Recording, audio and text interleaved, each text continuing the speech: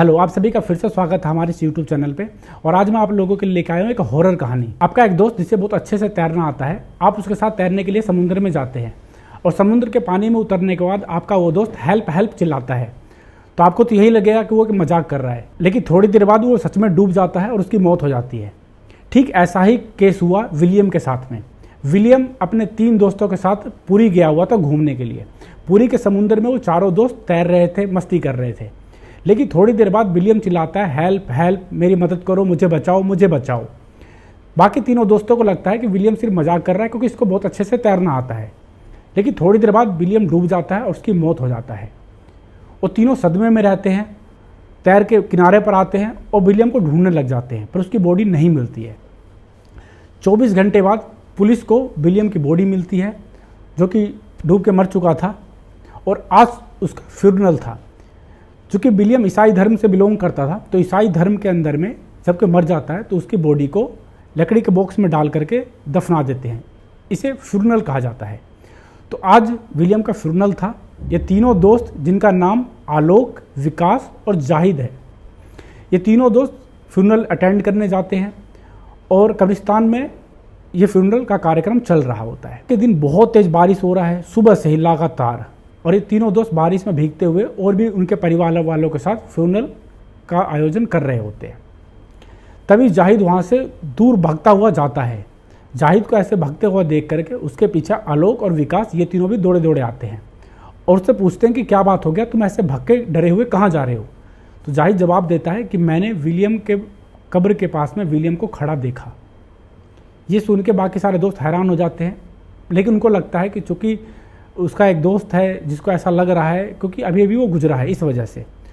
तो दोनों दोस्त आलोक और विकास जाहिद को समझाते हैं कि ऐसा कुछ भी नहीं है, वो हमारा करीबी दोस्त था, इसलिए तुम्हें ऐसा वहम हो रहा है। कुछ दिन बाद फ्यूनरल ख़त्म होता है और तीनों दोस्त अपने अपने घर चले जाते हैं। जाहिद, जो कि अपने घर पे सो रहा होता है रात के समय में, उसके फ़ोन पे एक कॉल आता है। वो कॉल विलियम के नंबर से आया हुआ होता है। चूँकि वो नींद में था, वो फ़ोन उठाता है और आगे से आवाज़ आता है, मुझे बचाओ, तुमने मुझे बचाया नहीं। ये आवाज़ विलियम का ही था। उसकी आवाज़ सुन करके जाहिद बहुत ज़्यादा डर जाता है, बिस्तर पर उठ के बैठता है और देखता है वो नंबर को गौर से। वो नंबर सच में विलियम का ही था। लेकिन जब विलियम डूबा था तो उसके जेब में उसका फ़ोन था और वो फ़ोन बॉडी के साथ ही गायब हो गया था। चूँकि 24 घंटे बाद जब पुलिस ने बॉडी को ढूंढा तो फ़ोन भी साथ मिल गया था पुलिस को, लेकिन वो फ़ोन पानी में डूबने से पूरी तरीके से ख़राब हो चुका था। तो उससे कॉल आने का कोई मतलब ही नहीं बनता। यही सब सोच के जाहिद बहुत ज़्यादा डर जाता है और वो फ़ोन लगाता है अपने दोस्त किसे, आलोक को और विकास को। चूँकि आलोक और विकास दोनों एक साथ एक ही फ्लैट पर रहते थे, तो वो उनका कॉल उठाता है और तीनों दोस्त आपस में बात करते हैं। जाहिद उन्हें बताता है कि अभी मेरे साथ ऐसा ऐसा हुआ है, विलियम का कॉल आया है मेरे पास में। ये सुन के पहले तो विकास और आलोक को यकीन नहीं होता, लेकिन वो सोचते हैं कि रात का समय है, हो सकता है जाहिद बहुत ज़्यादा डर गया हो, तो हमें उसके पास जाना चाहिए। ये सोच करके वो दोनों कार से उसके घर की तरफ निकल जाते हैं, जाहिद के घर की तरफ निकल जाते हैं।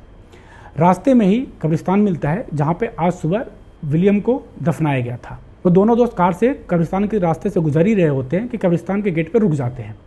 वो दोनों हल्के नशे में भी होते हैं। रात का इस समय 1 बज रहा होता है। वो दोनों दोस्त डिस्कस करते हैं और न जाने उनके मन में ऐसा क्या आता है कि वो प्लान बनाते हैं कि हम कब्रिस्तान के अंदर जाएंगे, विलियम के कब्र के पास जाएंगे। वो दोनों कब्रिस्तान के गेट पर जाते हैं और अंदर जाने की कोशिश करते हैं, लेकिन अंदर जाने की परमिशन नहीं था, तो वहाँ से अंदर नहीं जा पाते। पर उन दोनों को तो अंदर जाना था। तो वो कब्रिस्तान के पीछे वाले रास्ते में जाते हैं और वहाँ पर जाने के बाद वो गाड़ी को बाउंड्री से चिपका के रोक देते हैं और गाड़ी के छत के ऊपर खड़े होकर कब्रिस्तान का जो बाउंड्री था उसके ऊपर कूद के कब्रिस्तान के अंदर आ जाते हैं। जब वो दोनों दोस्त बाउंड्री से कूद के अंदर आते हैं तो उसके बाद वो पीछे से उन्हें कुछ आवाज़ सुनाई देता है। वो पीछे मुड़ के देखते हैं तो बाउंड्री के कुछ ईंटें भी गिर गया होता है। चूँकि ये दीवार बहुत पहले का बना हुआ था, सुबह से लगातार बारिश भी हो रहा था, तो हो सकता है कच्ची दीवार होने के कारण वो ईंट कुछ गिर गया हो। जैसे ही थोड़ा सा आगे बढ़ते हैं उन्हें पीछे से और ज़्यादा आवाज़ आने लग जाता है। वो दोनों दोस्त पीछे मुड़ के देखते हैं, घोर अंधेरा, बारिश का मौसम, झिंगरों की आवाज़, चारों तरफ सन्नाटा। इतना खौफनाक माहौल था उस समय वहाँ पे। फिर भी वो दोनों दोस्त आगे की तरफ बढ़ते हैं। पीछे से फिर से कुछ और आवाज़ आता है और दोनों दोस्त टॉर्च की रोशनी में पीछे की तरफ देखने की कोशिश करते हैं। वो देखते हैं कि वहाँ पे झाड़ी था जो हिल रहा था। वो धीरे से हिम्मत करके उस झाड़ी की तरफ बढ़ते हैं और देखते हैं तो जिस बाउंड्री से वो कूद के अंदर आए थे उसमें से कुछ और ईंटें टूट के नीचे और ज़्यादा गिरा हुआ था, इससे ज़्यादा कुछ भी नहीं था। उन्हें लगता है कि ये उनका भ्रम था और कुछ भी नहीं है यहाँ पे। फिर वो आगे की तरफ बढ़ने लग जाते हैं। तभी पीछे से उन्हें एक आवाज़ सुनाई देता है, रुको, कहाँ जा रहे हो यहाँ। वो दोनों दोस्त डर जाते हैं। जैसे वो पीछे मुड़ने वाले रहते हैं उन्हें एक और आवाज़ सुनाई देता है, पीछे मत मुड़ना। यह आवाज़ सुनकर दोनों दोस्त और भी ज़्यादा डर जाते हैं और हिम्मत करके अपने सर को धीरे धीरे घुमा के पीछे की तरफ देखते हैं। उन्हें पीछे एक 25 से 30 साल का एक नौजवान लड़का खड़ा दिखाई देता है जो कि चौकीदार का कपड़ा पहने हुए था। वो दोनों उस चौकीदार को देख करके पूछते हैं, तुम कौन हो। उस चौकीदार कहता है, मैं तो यहीं रहता हूँ, ये बताओ तुम लोग कौन हो और यहाँ क्या करने आए हो। उस चौकीदार की बात सुन के वो दोनों हंसने लग जाते हैं और वो कहते हैं उससे कि हम तो यहाँ पे भूत देखने आए हैं। तो चौकीदार उनसे कहता है, फिर तो आपका काम आसान हो गया, मुझसे मिलो, मैं भूती हूँ। मेरा पूरा नाम लेट थॉमस है। लेट उनके आगे लगाया जाता है जो गुजर गए होते हैं, हिंदी में स्वर्गीय कहते हैं। तो थॉमस अपना नाम बताता है कि मैं लेट थॉमस हूँ और 2006 में मेरी मौत हो गई थी हार्ट अटैक से।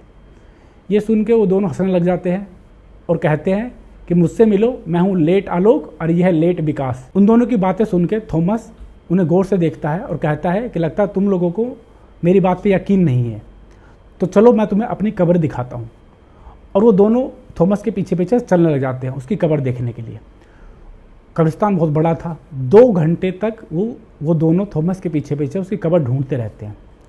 2 घंटे बाद उन्हें एक कब्र दिखाई देता है जिसके ऊपर लिखा हुआ था थॉमस और 2006 नीचे उसका डेथ का डेट था। थॉमस वहाँ पहुँच के बोलता है उन्हें कि ये देखो यही मेरी कब्र है, इसके ऊपर डेट भी लिखा हुआ है और वो थक गया है तो मैं यहीं बैठना चाहूँगा। ऐसा बोल के थॉमस अपने ही कब्र पे बैठ जाता है। उसको उस कब्र पे बैठा देख के विकास और आलोक को भी थोड़ा हिम्मत आता है, क्योंकि वो भी 2 घंटे से घूम रहे थे, तो वो दोनों भी उस कब्र पे बैठ जाते हैं।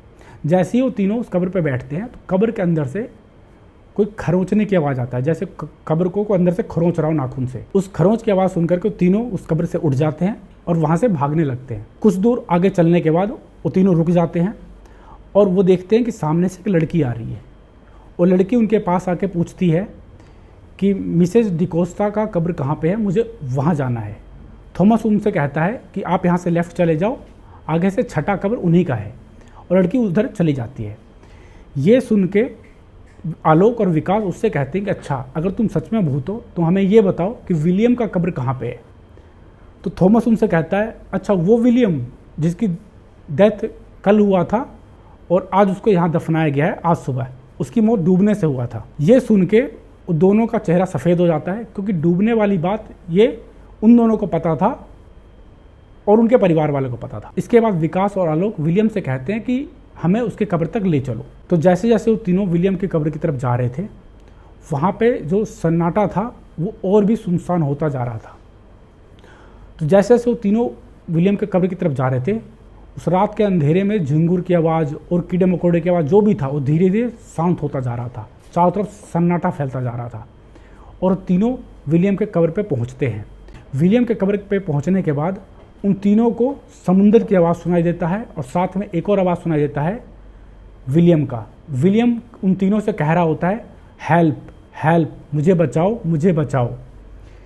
विलियम की आवाज़ सुन करके वो तीनों बहुत ज़्यादा डर जाते हैं।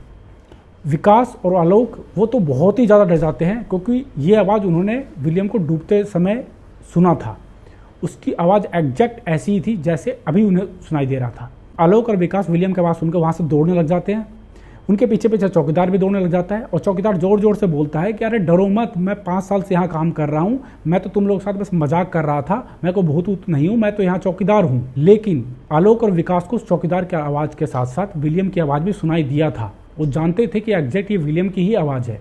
और रात के अंधेरे में वो दोनों एक दूसरे से बिछड़ जाते हैं और कब्रिस्तान में अलग अलग डायरेक्शन में भागने लग जाते हैं। चौकीदार बहुत देर तक उन्हें ढूंढता है और दौड़ता दौड़ता वो कब्रिस्तान के गेट तक पहुंचता है। चौकीदार जब गेट पर पहुंचता है तो वो देखता है कि यहाँ पे तो गेट अभी भी बंद है अंदर से, यानी वो दोनों अभी तक यहाँ पे नहीं पहुँचे हैं। सुबह में पुलिस आती है।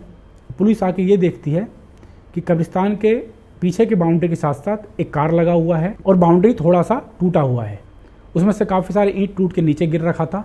जब पुलिस अंदर की तरफ आती है तो पुलिस ये देखती है कि वहाँ पे 2 डेड बॉडी पड़ी हुई है। उस बाउंड्री के ईंट के साथ में वहाँ पे 2 डेड बॉडी पड़ी हुई है। वो दोनों डेड बॉडी विकास और आलोक की थी। जांच में मालूम पड़ता है कि विकास और आलोक ये दोनों का मौत रात को 1:10 से 1:15 के बीच में हुआ था। विकास और आलोक अपने घर से 1 बजे निकले थे कि हम जाहिद के घर जा रहे हैं। 10 मिनट लगा था उन्हें सिर्फ कब्रिस्तान में आने के लिए। उसके बाद वो बाउंड्री कूद के अंदर आते हैं। 2 घंटे तक वो कब्र को ढूंढते हैं, थॉमस की कब्र को, वहाँ पे बैठते हैं।